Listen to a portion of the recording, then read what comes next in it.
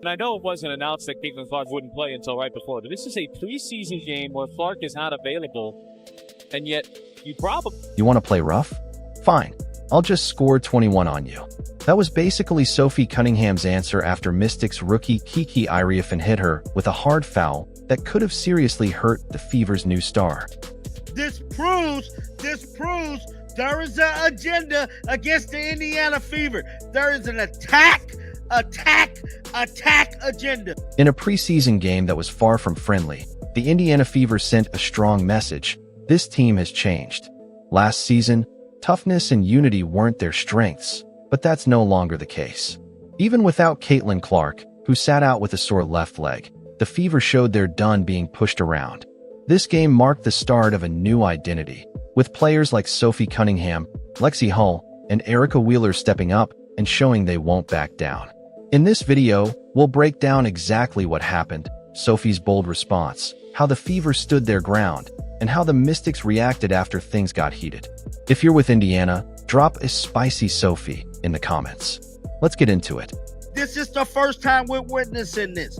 They're attacking Sophie Cunningham just like they did Caitlin last year.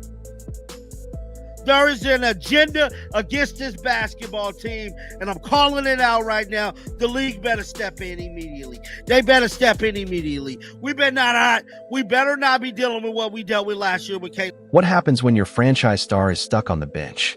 For the Indiana Fever, it meant heading into their preseason opener against the Washington Mystics without Caitlin Clark. And this wasn't just any absence. It was the first game Clark has missed in 5 years, going all the way back to her time at Iowa. Coach Stephanie White made the tough call to keep her out as she dealt with what Clark called a little tightness in her left leg. "We have to think long-term," White said, knowing the WNBA season ahead includes for more games than last year. It was a smart decision for the future, but in the short term, it left the Fever wide open and exposed. I mean, look, the biggest thing is we got to think long term. Like, we got to make sure that we're not putting Caitlin at risk for injury. We're not putting our team in a position, where we're thinking short term and not long term. It's a long season, 4 more games than last season. So we want to make sure that we're extra cautious and put her health and wellness first and foremost. And honestly, it's been one day at a time. How she's reacted to treatment, how she's reacted to workouts. So positive progress is being made, but we can't be short-sighted. The first quarter was rough for Indiana. They got off to a slow start and were outscored 24-13 as the Mystics took control early. Missed layups, no rhythm on offense. The Fever just couldn't get anything going. The gap quickly grew to 15 points, and for fans watching, it felt like the game might be over before it even got started. This team came out very slow, very lethargic, very stuck in the mud, very dragging ass, didn't have energy to them, didn't have flow to them. Picture this. The Washington Mystics saw an opening and wasted no time going after it. From the opening tip, they played with intensity and physicality, setting the tone early. With Caitlin Clark out, they challenged the Fever to respond, daring someone to step up.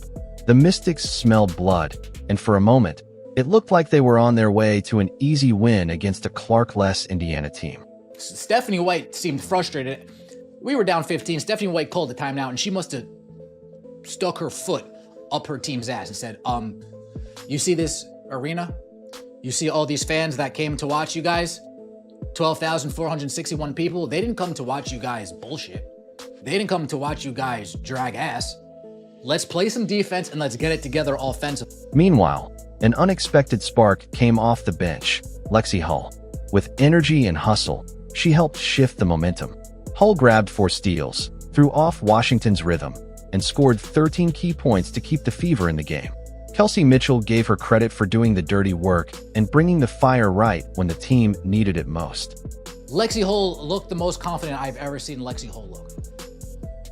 Lexi Hull looked the most confident I have ever seen Lexi Hull look, putting the ball on the ground, taking it to the rack, shooting threes, middies, turnaround fades. Whether they went in or not, we can get into that another day once the season starts. But the fact that she's confident enough in her game to where she's at least willing to try to do something to make the offense happen, to create points, to create confusion among the defense, Despite the rough start and being down by double digits, the Fever showed something impressive: resilience. Instead of using Caitlin Clark's absence as an excuse, they treated it as a challenge. Slowly but surely, other players found their rhythm, the defense stepped up, and that big lead started to shrink. Sophie Cunningham and Lexi Hull, these two players. Sophie Cunningham gave us 21, Lexi Hull gave us 13. The Blonde Bombers is what they're calling them.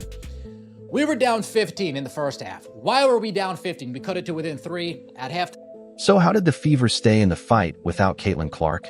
It wasn't about one player trying to replace her 20-plus points a night. It was about the whole team stepping up. They played with heart, leaned on each other, and didn't back down from the Mystics' physical style. But that physical play? It ended up backfiring in a big way. Midway through the second quarter, just as Indiana was finding its rhythm, everything changed. With 5 minutes left in the half, Mystics rookie Kiki Iriafen delivered what looked like a full-on body slam to Sophie Cunningham, and the energy of the game shifted instantly. And I know it wasn't announced that Caitlin Clark wouldn't play until right before, but this is a preseason game where Clark is not available, and yet you probably... This wasn't just a tough foul. It looked more like something out of a wrestling match. Sophie Cunningham, who joined the Fever this offseason in a 4-team trade, had been quietly making an impact. She was cutting without the ball, creating space, and making life tough for the Mystics defense. But just as she was gaining momentum, the game took a dramatic turn. The confrontation that changed everything. Probably have 10,000 people here and a real home court advantage. That's Sophie Cunningham. There you go. I mean, she's right there saying, don't you do that. She's telling the rookie right now. As both players fought for a rebound, Iriafen grabbed Cunningham and slammed her to the floor.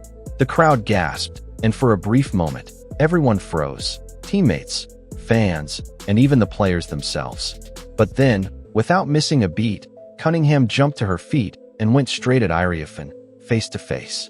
And that's Kiki Iriafen, and I got to tell you, here we go with the smiling like you've done. I don't get it. This is the worst part of the WNBA. It is. You don't do that. You don't do that. Cunningham shouted, her words loud and clear even through the broadcast. The officials quickly stepped in to separate the two, but the tension was already high. They reviewed the play and gave Iriafen a flagrant 1 foul, a call that, honestly, seemed pretty lenient considering how dangerous the hit looked. I mean, yikes. Kiki, the new Kennedy. A lot of people not happy. Demon Sophie, yeah, she showed up. Look at this. They're celebrating that. Okay. I mean, it's crazy. Here we go again. Here we go again. She's yelling while Kiki's laughing in her face. Never seen a rook have a vet so rattled. But the Mystics weren't done targeting Cunningham. Later in the game, Brittany Sykes shoved her again, sending Cunningham to the floor. It wasn't just physical play, it was bullying, pure and simple. A clear pattern was forming, with Washington players repeatedly singling out Cunningham. This was another one right here. This was Brittany Sykes, and DeWanna Bonner got involved in this one. She did.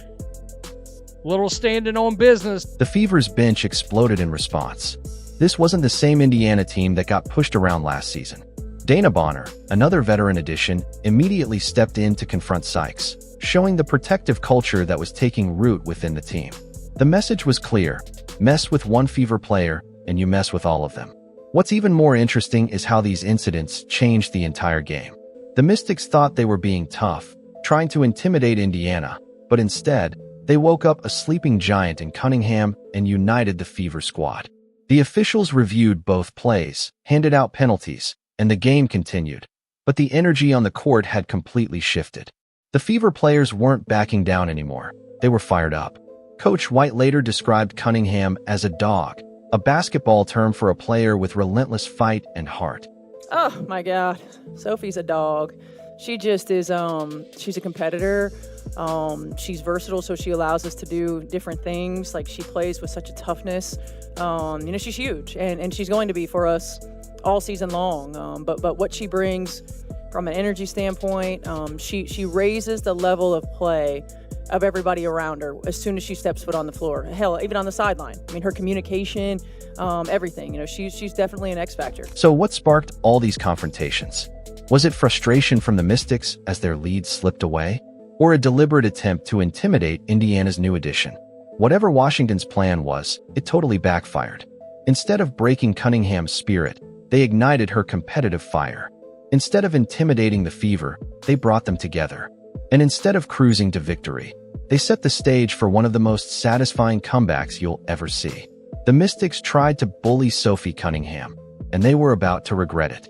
How do you respond when opponents try to physically intimidate you? Sophie Cunningham had a simple answer: drop 21 points and lead your team to victory. And that's exactly what she did, following those brutal confrontations with the Mystics. Lexi Hull gets the nice steal here, runs down the court, finds Sophie Cunningham, who pumps up the Drawn on the drive. High arcing pass. It was too high. Hull pulls down the rebound. Here's Cunningham again. Cunningham coast to coast. What a first half for Sophie Cunningham. And this is as we've clawed back after being down 15. After getting slammed by Iriafin, something changed in Cunningham. The anger in her eyes shifted into a sharp, laser-like focus. You could see it in the way she moved, more decisive, more aggressive. She wasn't just playing basketball anymore. She was making a statement. Cunningham attacked from every angle: mid-range jumpers, drives to the basket, three-pointers. Her full offensive game was on display. The Mystics kept trying to push her around, bump her, throw her off her rhythm. But with every physical play, Cunningham only got stronger and more determined. Her efficiency was remarkable. She shot 6, 4, 11 from the field, nearly 55%, and was even better at the free throw line, hitting 7 of 8 attempts for an impressive 87.5%. This wasn't just about scoring a lot of points. This was smart, high-percentage basketball at its best in the biggest moments. Sophie Cunningham, 12 points, 3 rebounds, 1 steal in 11 minutes off the bench in the first half. Sophie Cunningham and Lexi Hull played a majority of this game for the Indiana Fever. And they played together a majority of the time they were in this game. Sophie Cunningham showed exactly why we brought her in here. We won that trade hands down. Hands down, no ifs, ands, or buts about it. We won the Sophie Cunningham trade. But Cunningham's impact wasn't just about scoring. She pulled down 8 rebounds, fought for every loose ball, and played with the kind of intensity that lifted her entire team. This is exactly why Coach White called her a dog after the game. Basketball's highest compliment for a player who brings relentless fight every time they step on the court. Austin looking backdoor and got it to Cunningham. You guys know what else we're seeing in all these videos?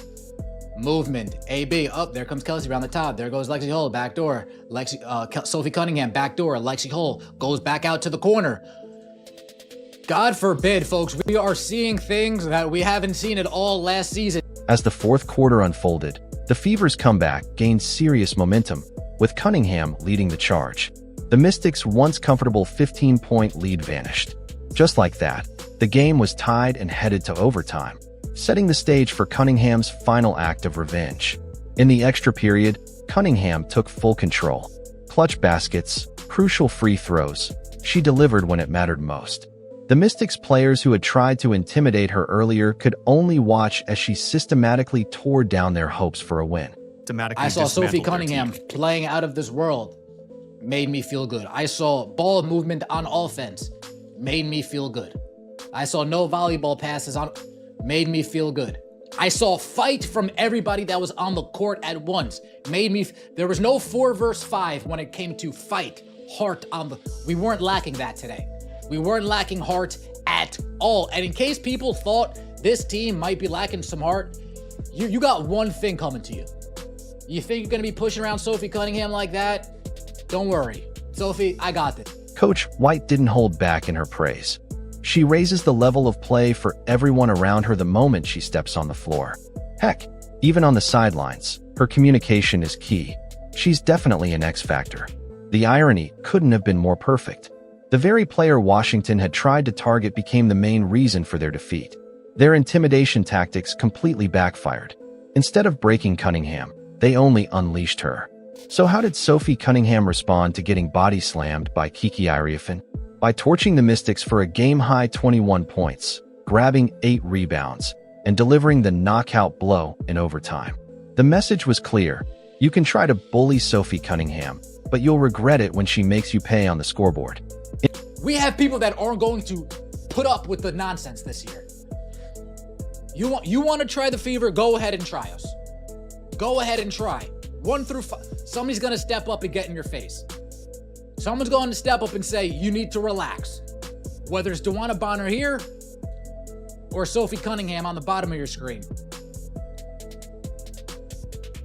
You mess with this team, we have some people that are going to stand up for themselves and stand up for others. When the final buzzer sounded at Gainbridge Fieldhouse, it wasn't just a preseason win. Something much bigger had happened.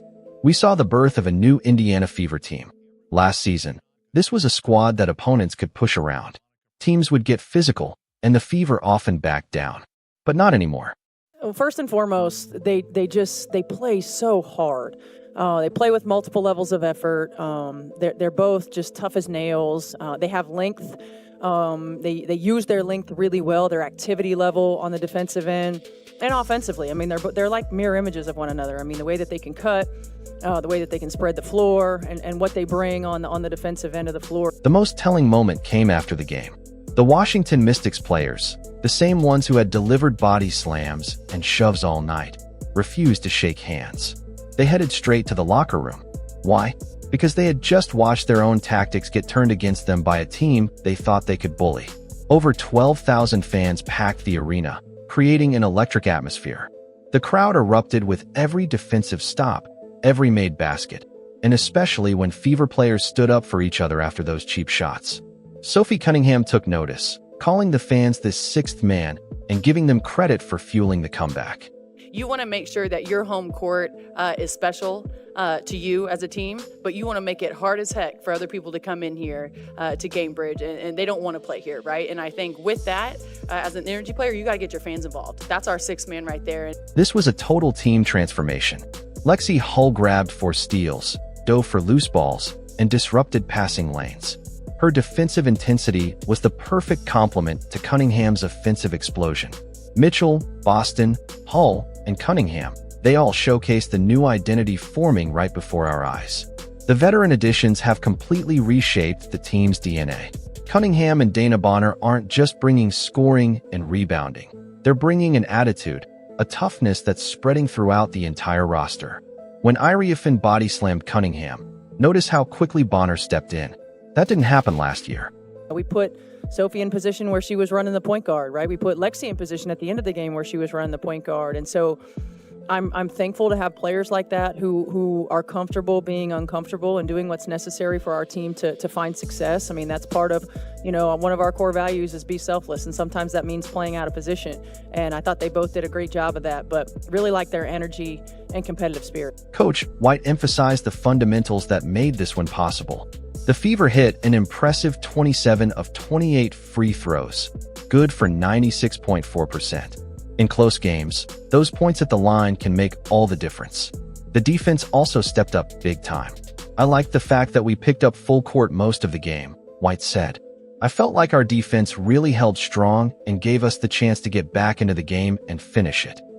I liked our aggressiveness. I liked the fact that we picked up, pretty much 94 feet. That they didn't get anything easy. I mean, it's not often that you come out with a win in games where you shoot 30% from the floor. And I felt like our defense really held, gave us an opportunity to get back in the game, gave us an opportunity to finish the game. This wasn't just a regular win. It was a statement. The Indiana Fever are no longer the team opponents can push around. They're tougher, more resilient, and they've got each other's backs when things get tough. The Mystics tried to use physical intimidation as a strategy, but it completely backfired. Instead of breaking the Fever's spirit, they unified them. Instead of asserting dominance, they woke up a sleeping giant. That's why the Mystics couldn't face the Fever in the handshake line. They had just witnessed the birth of a team that won't be bullied anymore, a team that turned their own physical tactics against them.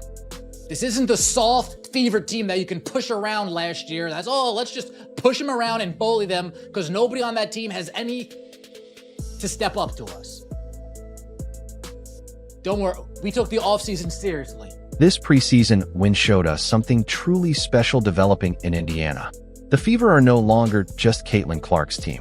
They've become a squad with heart, fight, and an identity built on toughness.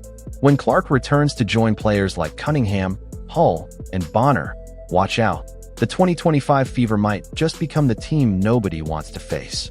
They've got scoring, defense, and now attitude. The message from this game is crystal clear. Try to bully the Indiana Fever at your own risk. They're standing up for each other. They're not backing down anymore. And they're just getting started. If you stand with Indiana, comment Spicy Sophie down below. Don't forget to like, subscribe, and turn on notifications so you never miss out. Click the video on the screen, and we'll see you in the next one.